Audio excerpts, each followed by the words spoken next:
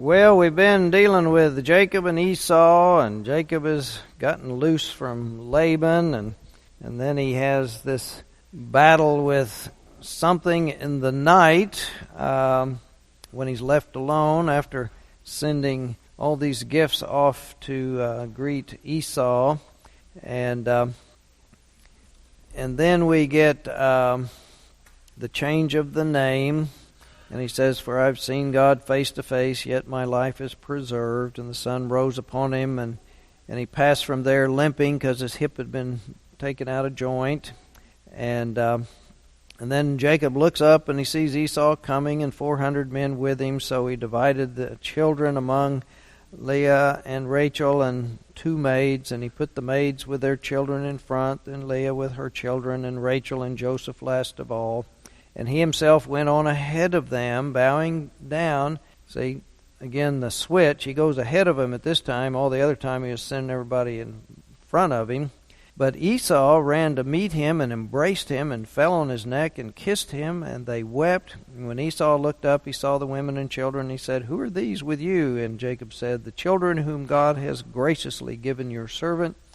Then the maids drew near. They and their children bowed down.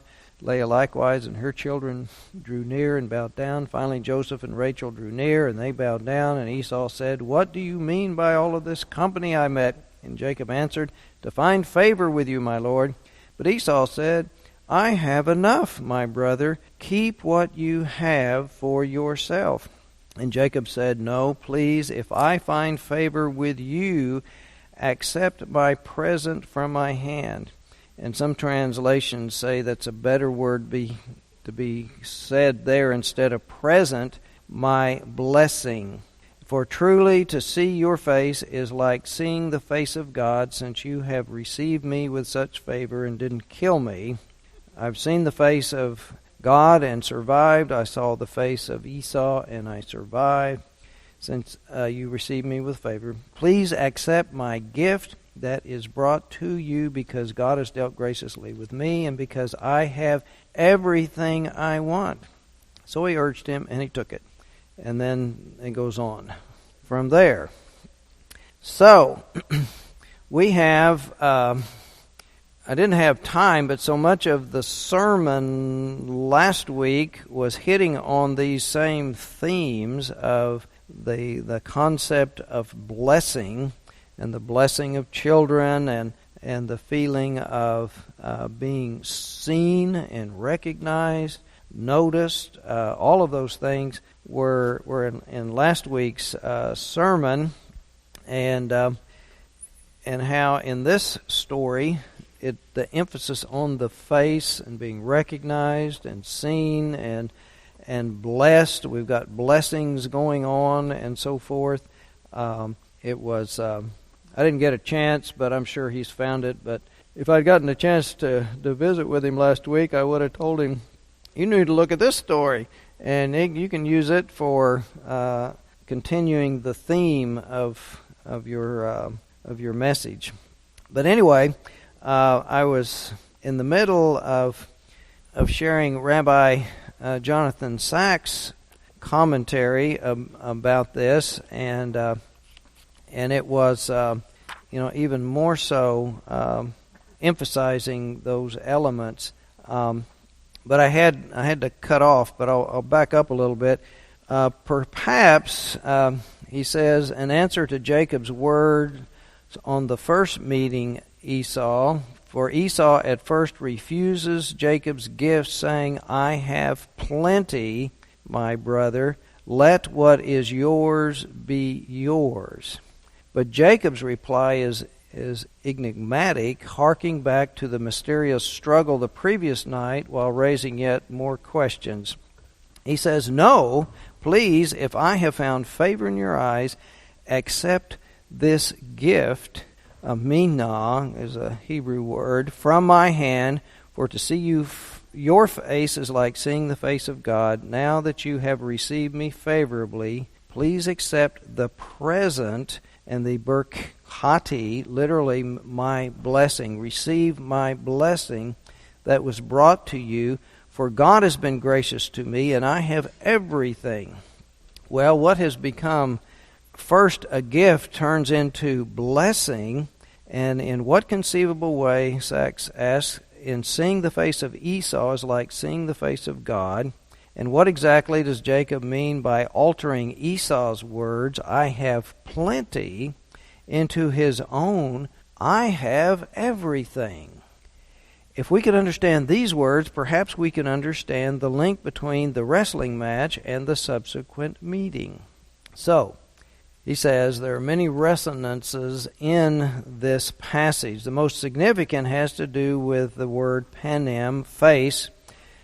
Jacob's words to Esau, to see your face is like seeing the face of God, clearly echoes the remark with the wrestling match, and he called the place Peniel, saying, it is because I saw God face to face, yet my life was spared. And then he goes on altogether. This struggle in the nighttime is an echo time and again with variants of this word panim, which is face. This is missed in the translation because panim has many forms in the Hebrew, not evident in English. And he uses an example from chapter 32, verse 21. Jacob said to his servants, you shall say, your servant Jacob is coming behind us, for he thought, I will pacify him with these gifts I am sending on ahead. Later, when I see him, perhaps he will receive me. And he says there's nothing here to suggest that. In fact, the word panim appears 4 times in the verse alone, but actually, it literally, if it was translated literally, the second half of the verse should be translated, for he thought, I will wipe the anger from his face with the gift that goes ahead of my face. Afterward, when I see his face, perhaps he will lift up my face. There is a drama here, and it has to do with faces. The face of Esau and Jacob and God himself. And he says, what's going on with all this face time? And he says, then the clue has to do with blessing. And it takes us back to 22 years at that faithful moment, which had Jacob with the great deception, dressing up with Esau's clothing and taking his brother's blessing. So he says, let us remind ourselves of what that blessing was that he received from his father Isaac, the actual words of the blessing that went to Jacob instead of Esau. And those words were, may God give you the dew of heaven and the richness of the earth, an abundance of corn and new wine. May nations serve you and peoples bow down to you. Be Lord over your brothers, and may the sons of your mother bow down to you. May those who curse you be cursed, and those who bless you be blessed. Now, what does that mean? What's the significance of that? Well, Sachs, being a rabbi and a Hebrew scholar, points it out to us, and it is this. In the plain sense of these words, it's clear they imply wealth and power. That would be the blessing. To be blessed with wealth and power. And this is the blessing that Jacob took that was supposed to go to Esau. Being dressed in Esau's clothes, he took Esau's place. Yet, we then need to compare that blessing with the latter blessing in Genesis 28, when Esau had married the 2 Hittite women, and that was such a grief to Isaac and Rebekah that Rebekah takes this opportunity to send Jacob away to her brother Laban, where he will be safe from Esau's desire for violent revenge. But before Jacob leaves, Isaac blesses him with these words. And at this time, Isaac knows who he is blessing. He's not being deceived.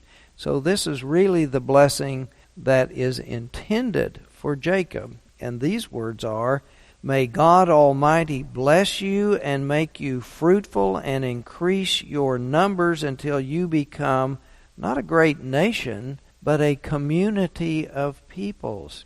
May He give you and your descendants the blessing of Abraham, so that you may take possession of the land where you now live as an alien, the land that God gave Abraham.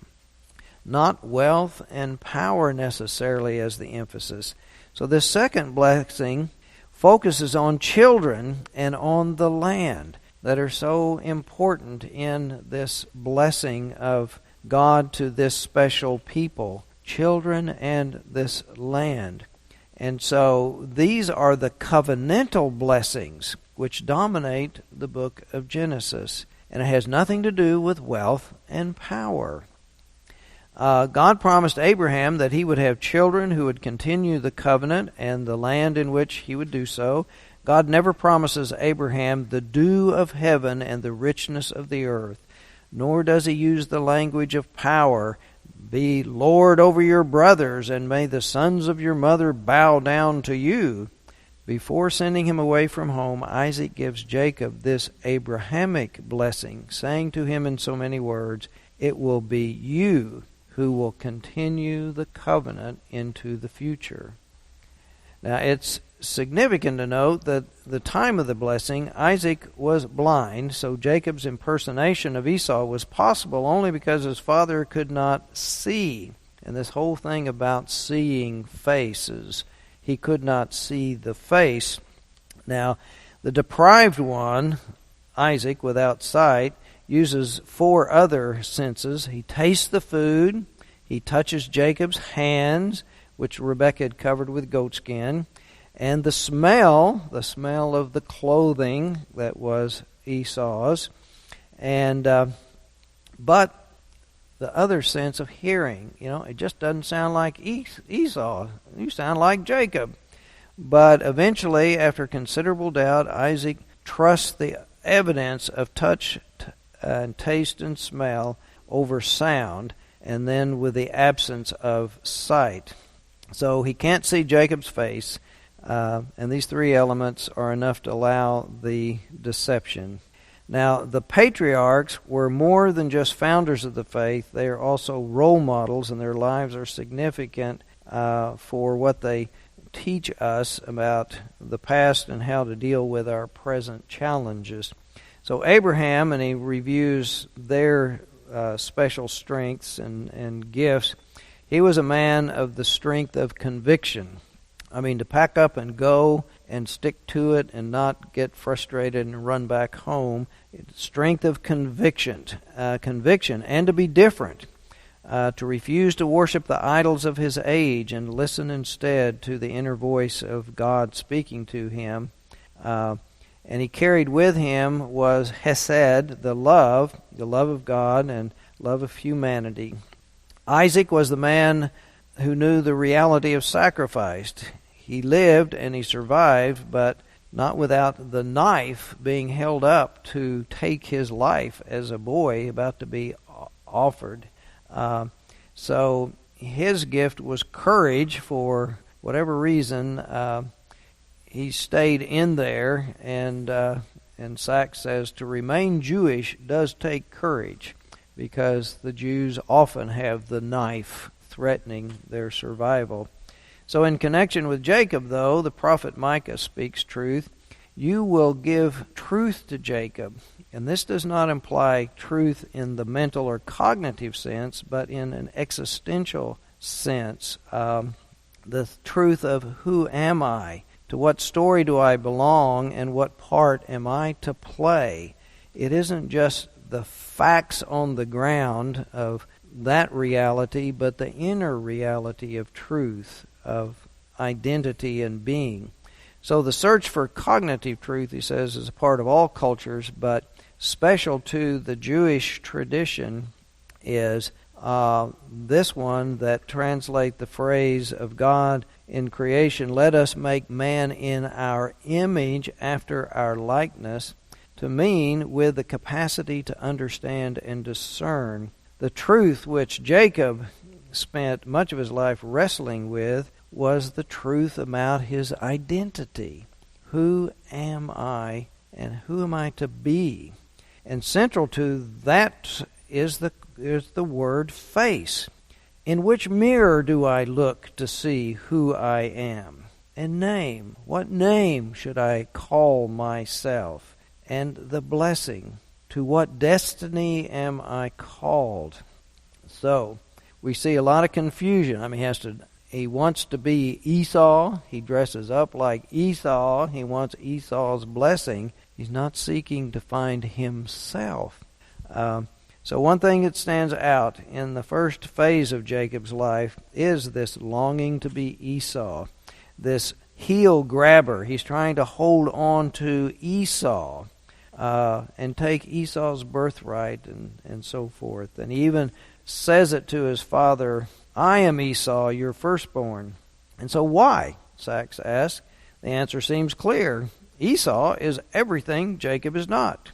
He's the firstborn, which is so important in this Hebrew tradition at this time. And Esau is not as old Arnold Schwarzenegger said, a sissy little girly man, but he's a man's man.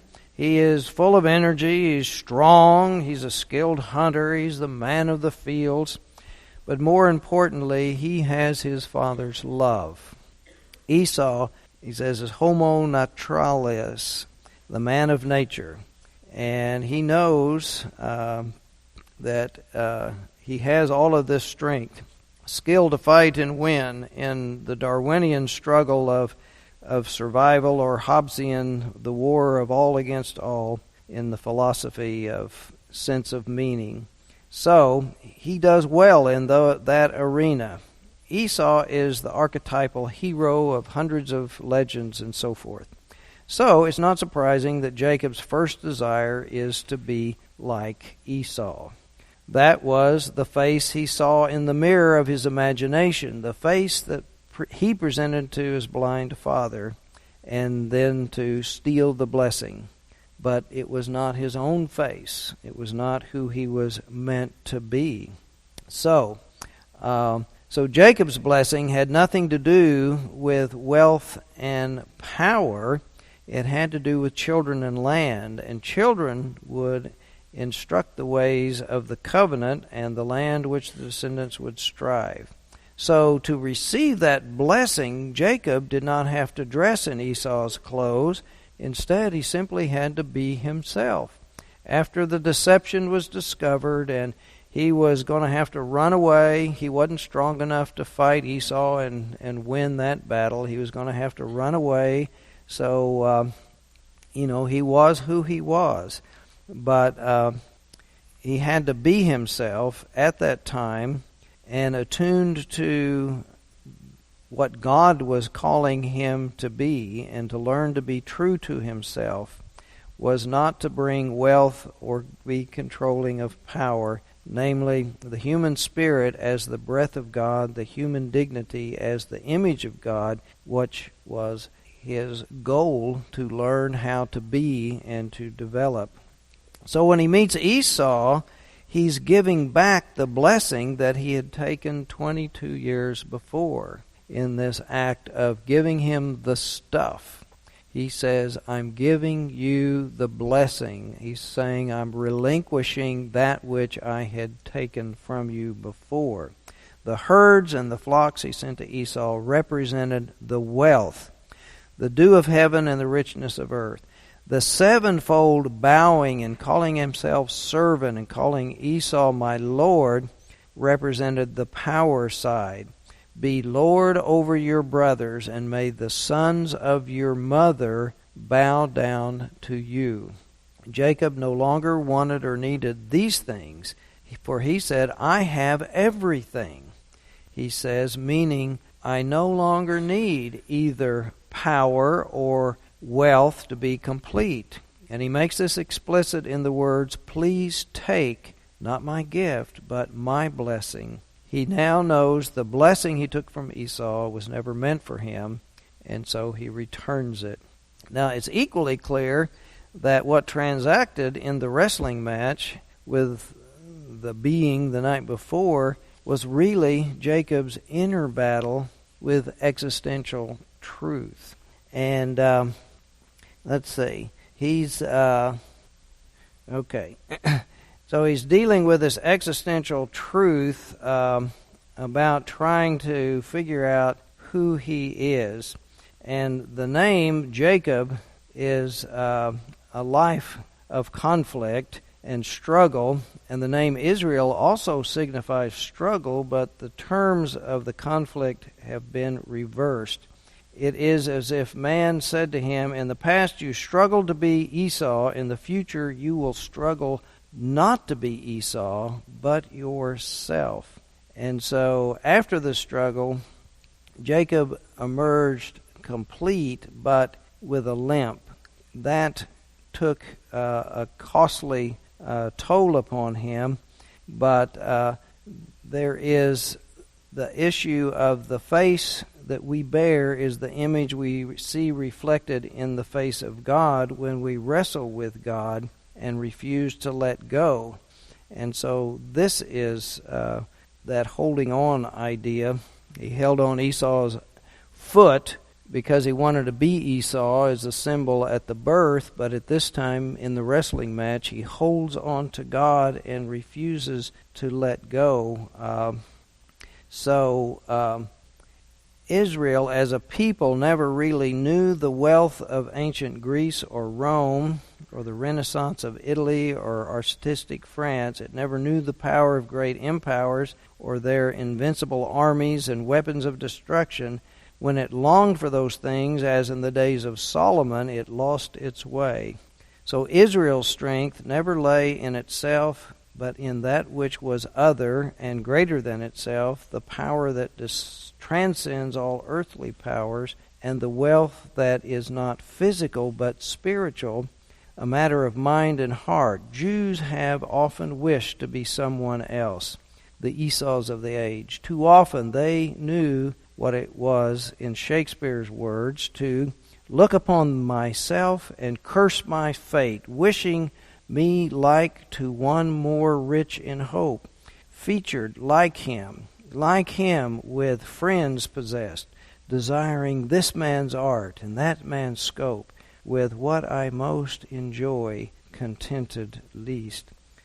That is a feeling we must ultimately reject, and the Torah does not ask us to think badly of Esau. To the contrary, it commends us, do not hate the Edomite, for he is your brother. But it does ask us to be at peace with Esau and learn to be ourselves, and to learn to be ourselves, we have to become the person that God wants us to be and intends us to be, and to find that true nature. Now, still on this same passage, Sachs continues with 3 essays. And he skipped a whole bunch of other parts of Genesis, but this is such a critical part of the Hebrew understanding of who they are and what their role and purpose in the life of the world is. And then, so he picks up another theme of surviving crises, or surviving a crisis. And he picks up on the general experience of being human, that we all will face crises from time to time. There's no way to escape crises because they come, and some are more extreme than others, and some are more life-threatening, but all challenge us and disrupt the peacefulness and the calmness and the flow of life that we wish that was going to be so perfect. We suffer losses, death of a loved one, divorces, loss of jobs, loss of income, that financial security. We think we've landed in a great place. You know, if you go buy a house somewhere, you love all the neighbors. It's a great place to be. And one by one, they move away, and the people who move back in their place aren't as nice. And you thought, it was so wonderful. and you didn't do anything. You didn't chase them off. It just, things happen. And so, but anyway, things happen around you. Sometimes there are controversies that flare up that you had nothing to do with, but it's circling around you at work or in the family or in the neighborhood or someplace. And so somehow you need to respond. Do you pick a side, or do you try to mediate, or how do you deal with it? Sometimes we're attacked unfairly and unjustly. How do we respond? And this is one where you're damned if you do and damned if you don't. If someone, not physically attacking you, but verbally attacking you and criticizing you, and if it's wrong, and you defend yourself, aha! Why are you being so defensive? Why am I being defensive? It's because I'm being attacked unjustly. And then if you don't respond, try to rise above it, well, he must be afraid to say anything. He doesn't have an excuse. It must be true. He's pretending like it's not happening. He's ignoring it. So it's very difficult how to respond in a crisis. And so, but it really does put a real challenge to us and who we are, because how we respond is going to reveal who we are and what kind of person we are and what kind of values we have as we respond to a situation and a crisis. On the one hand, our first response might be to feel guilty and to feel stupid. How could I have let this happen? Why wasn't I being so proactive beforehand and preparing for this and taking care of things? How did this happen? And so the first response is often a feel of guilt or shame for being caught in this mess and not having the foresight to negotiate around it. But in Jacob's case, he is in a crisis, and he is trying to control the situation by taking all these precautions and having a better plan. He's anxious and he worries, and he doesn't know what's going to happen, and he's not like some people who would avoid a situation or be paralyzed and not do anything, or to just say, well, I'm just going to pray about it and let God take care of me. He does know it's coming, and he doesn't hide from it. He doesn't run away. He doesn't self-medicate. He doesn't go into a deep depression and curl up and just say, I can't cope. He deals with it. And Sachs says the three ways he deals with it is diplomacy is the first one, is he sends all these gifts ahead to try to appease Esau. So he calls that an act of diplomacy. And the second one is a war tactic. It isn't really that he arms everybody with weapons to go fight, but he divides the camp in two so that if the first group is attacked, at least the second group has a chance to flee and to hide. So that's kind of a battle tactic. And the third is he prays. And we dealt with a whole lesson on the prayer that he had. But in spite of all the precautions, he's still caught off guard. This stranger in the night that grabs him and he wrestles with all night caught him off guard. He wasn't expecting that. He didn't have any plan for avoiding that. And so it made me think, how often does that happen to us? When we're dealing with some little crisis or some problem, and we're so focused on trying to take care of that, and all of a sudden something else happens. For me, most often when I get real busy and I have a little place where I pile all the mail and I deal with it when it's time to clean up, I go through it all and then sort it, and I'll find the bills that come. And it's not the ones that get paid automatically like the utility bills. It's something like, I don't know if you all do this, but the house insurance bill, well, if you pay it monthly, you pay more. You pay it once a year, that's the lowest premium. But since it only comes once a year and they send it like 2 months early, well, I don't have to pay it right now. I put it in the pile. Well, some other crisis comes along and I get real busy and then start going, it's overdue. So something like that, when we've got a crisis that has us focused on some other area, then something else sneaks up and grabs us that ordinarily might not. It catches us off guard. And so then we have to go deal with that. I also heard that there are these other things that I see so many articles and ads that are dealing with a question, and it is, will you have enough money for your retirement? Will you outlive your money? And so there you get these little seminar, you can get cards, come eat a free dinner and we'll tell you about all of that. And but anyway, the question is, how can you be certain? That's kind of the question put out there. How can you be certain? Well, I heard on NPR the Saturday discussion of the professors for TU yesterday, and they're talking about finance and accounting. I think it's Art Rasher and some other guys. I'm always running errands on Saturday or going to and from to do a Saturday funeral, so I catch them, and they have really interesting things. But in answer to that, one of the guys brought up the question of the reverse mortgage. Any of y'all have reverse mortgages? Well, first of all, they said they have celebrities. Fred Thompson, trustworthy, reliable, successful guy.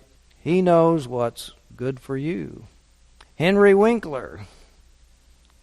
Anyway, he's a familiar face. He's an old friend from way back in Happy Days. He knows what's good for you. But anyway, one of these guys, and they've got MBAs and PhDs, admitted that he doesn't fully understand the reverse mortgage. When you really get down to it, the paperwork and the contract can go all kinds of different ways, and you need to be very careful about that. It's not as simple as the advertisements try to make you feel. But anyway, they talked about it a lot. Jerry, you want to weigh in here and say yay or nay on reverse mortgages? Well, that was their bottom line. Yeah, it sounds like a good deal.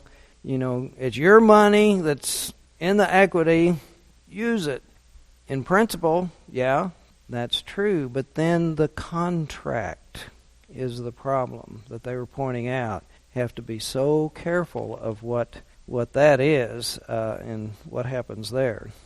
So, anyway, then it made me think of something, and some of you more experienced in finance can let me know, but I got to thinking, this is prime TV time that they're buying this advertising to try to convince us to use the reverse mortgage. That is a lot of money.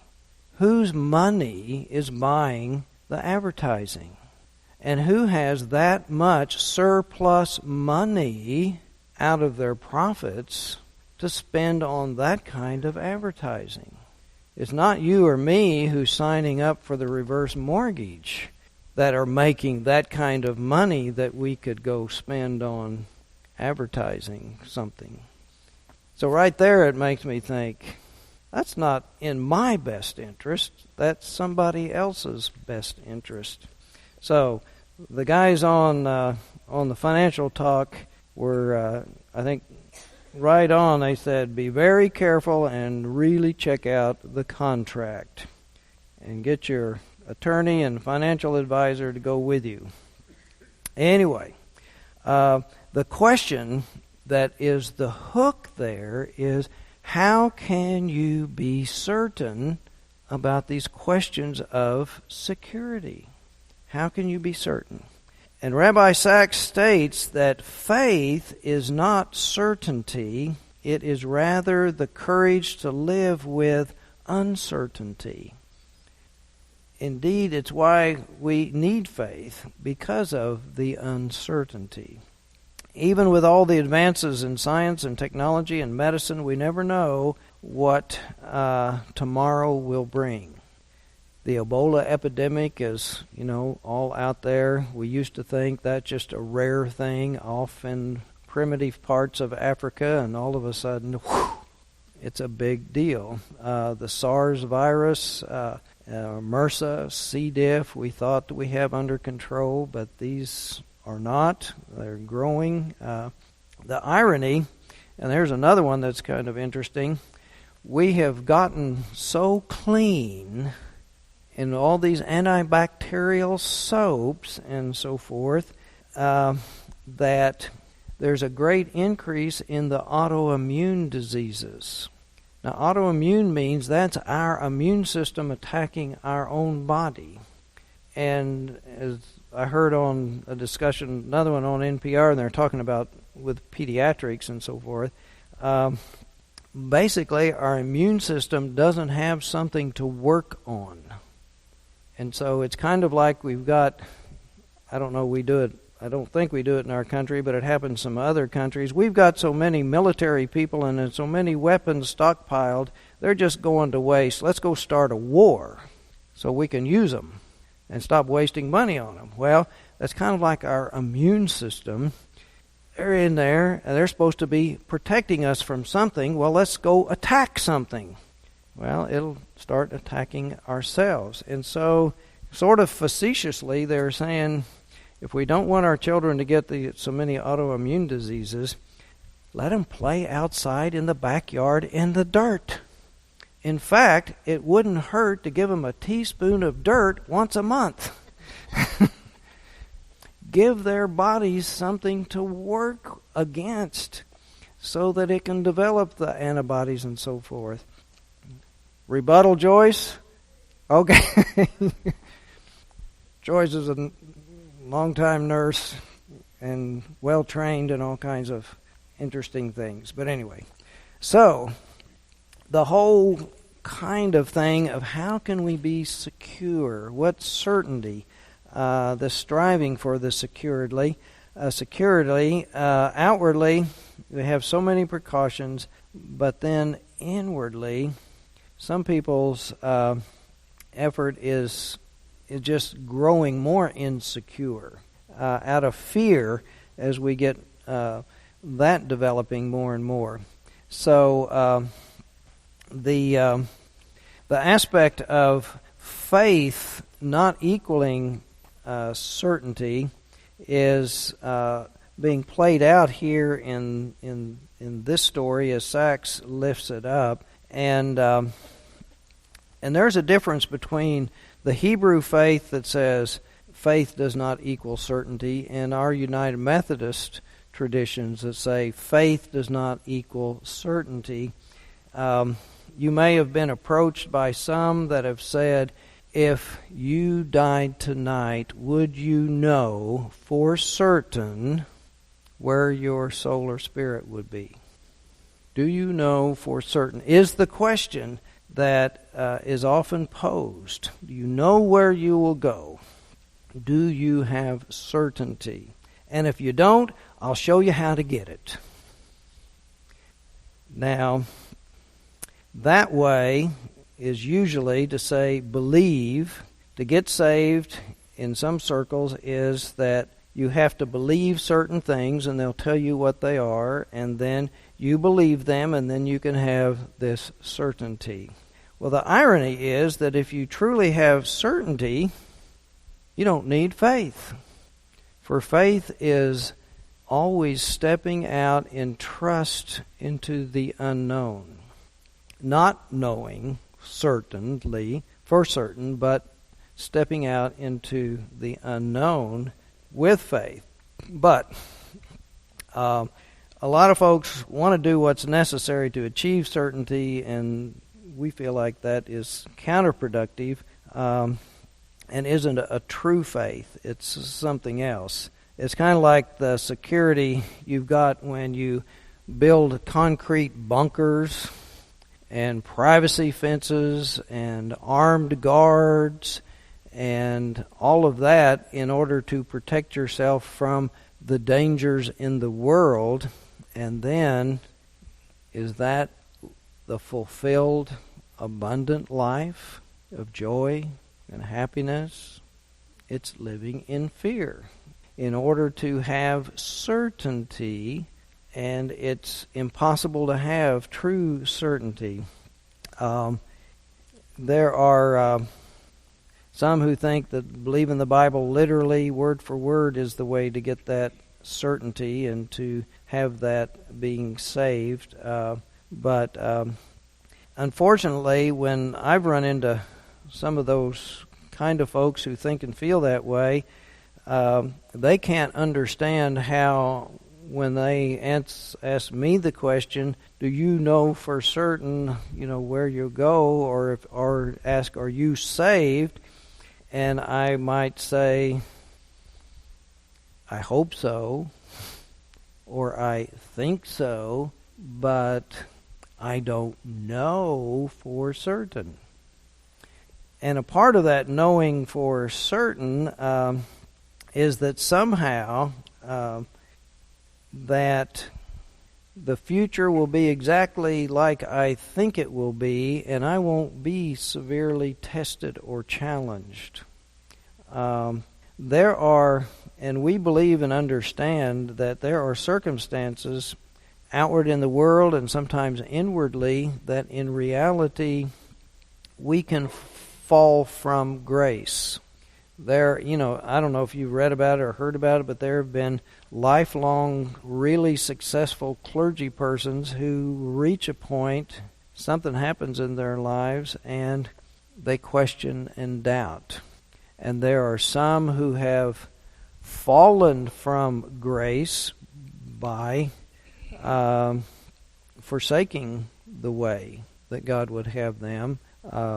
There's cases of committing murder, committing grand theft, and so forth, which I would say is falling from grace. You go and talk to the person in jail and ask them, are you saved?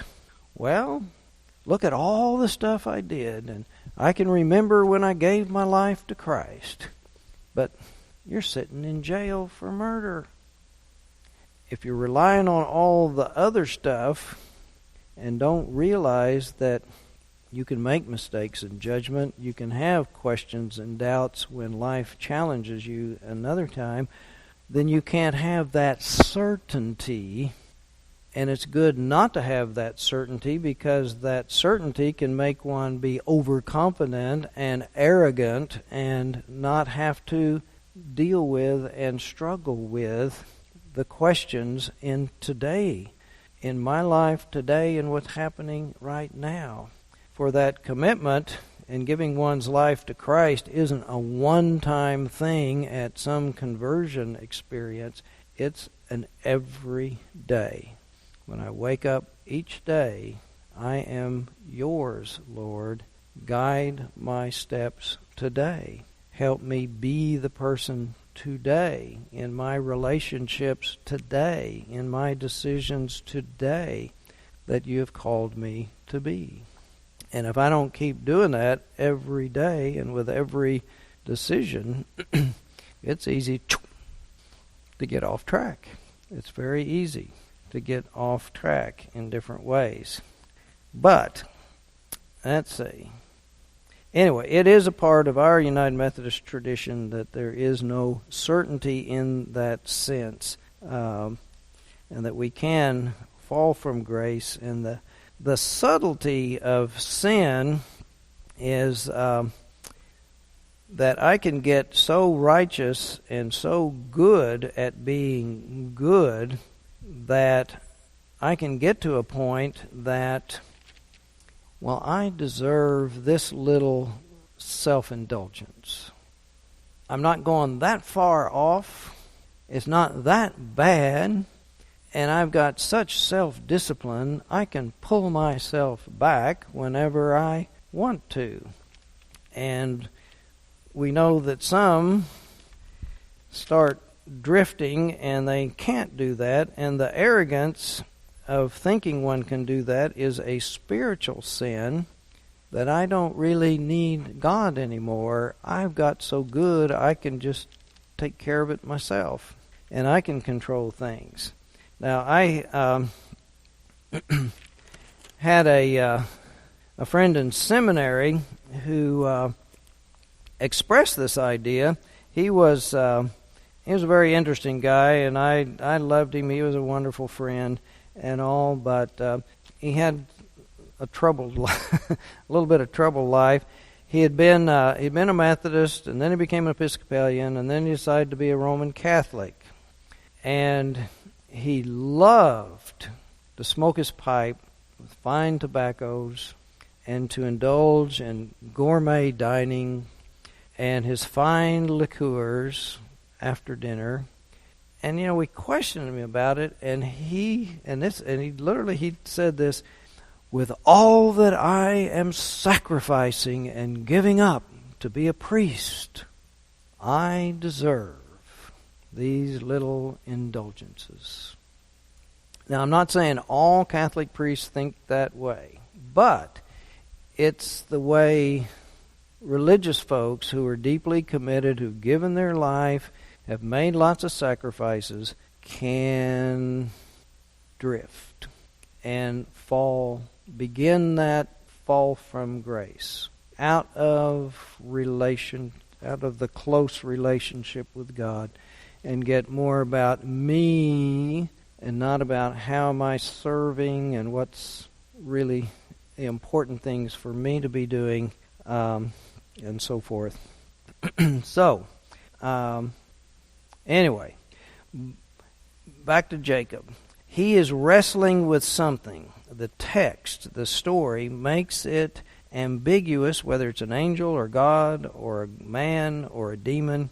But Sachs says that whatever the external opponent may have been, we do know that the story is really about an externalization of the internal conflicts that Jacob was having, struggling with his own demons, struggling with himself. He was really fighting for his life, fighting among himself and the different parts of his personality of who would dominate, who would rule, and decide the question, who am I, and how am I going to live? And the fact that he's holding on to God in the story, that's with whom he's really wrestling, and holding on to God and saying, I will not let you go until you give me a blessing. Now, the blessing is not meant to be the wealth and power. He gets injured and he walks with a limp. Sachs will pick up on it, not in that essay, but later, that the blessing is to transform and take the crisis, the bad stuff that's happened, the mistakes in the past, and to hold on until they turn into something good. Not an outside blessing of wealth or power, but this experience, I'm going to hold on to it until it changes me and makes me a better person. If it's suffering, if it's, a big mistake, What can I learn from this? How can I grow from this? I'm going to transform what is bad right now and make it into a blessing. Because if this hadn't happened, I couldn't have learned this important life lesson. If I hadn't have been in this struggle, I never would have known how strong I have become in order to overcome. If this hadn't happened, I wouldn't have gained compassion and understanding for folks who are just as human as I am and have struggled with the same stuff. If I never had that struggle, I wouldn't understand others who have that struggle. So to gain those learnings and strength and wisdom is turning this into the blessing, and I've got to hold on to it until that happens. Now, we didn't think all that was in those few verses, did we? But it was. Well, let's end with a prayer. We got a couple of minutes. Any challenging questions? Make me strong, challenge me, push me? Okay, let's pray. Well, dear God, we do think that you are a loving and gracious God. As we look to nature and we see the parent birds sometimes push their young out of the nest, where they have to learn to fly